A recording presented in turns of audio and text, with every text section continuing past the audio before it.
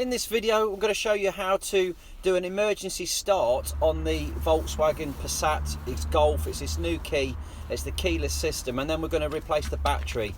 We need to get this cap off the door handle, so you'll need to take the blade out of the key. So you just push the little clip, pop it out, click, bang, there we go, lovely. You can see now we're pressing this remote and it's not doing anything at all, so the battery's completely dead, the little LED's not flashing on it. So we're going to push the key blade into the little slot at the bottom of the cap on the door handle. In it goes, and pop the plastic cap off, pull it out, pull, pop, bang, there she goes, look, straight off, lovely.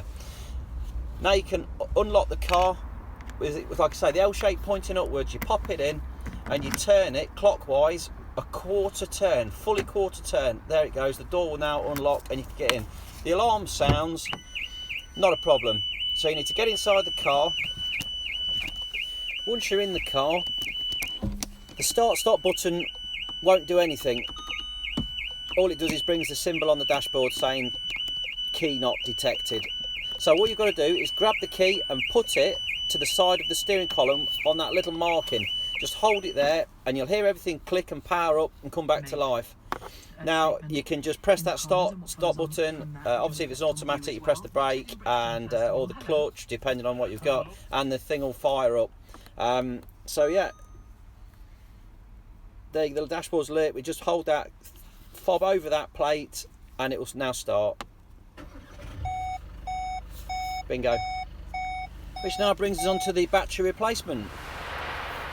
Nice and straightforward on this one. It's a little bit tricky because it's not obvious how to get it apart. You just need to get a screwdriver blade and just poke it into the side of the cover. Now the easiest side is the one nearest the VW badge. So just pop it in and it just breaks away, look there. Just slowly work it round. It's a bit difficult to get it in the other side. I found it easier just to put it on the top and slide it along there we go, look, and then it just pings off, which shows you the accessibility to the battery. There it is, look, lovely. It's a CR2032 and just ping, out it comes. Drop a new one into the slot once we've battled it out of the packet. It's always a tricky one getting it out of these packets. Get the screwdriver, poke an hole in it, there we go, look. Okay, so once we've got that out of the packet, we can drop that into the remote, slide it in nose first, just tuck it under,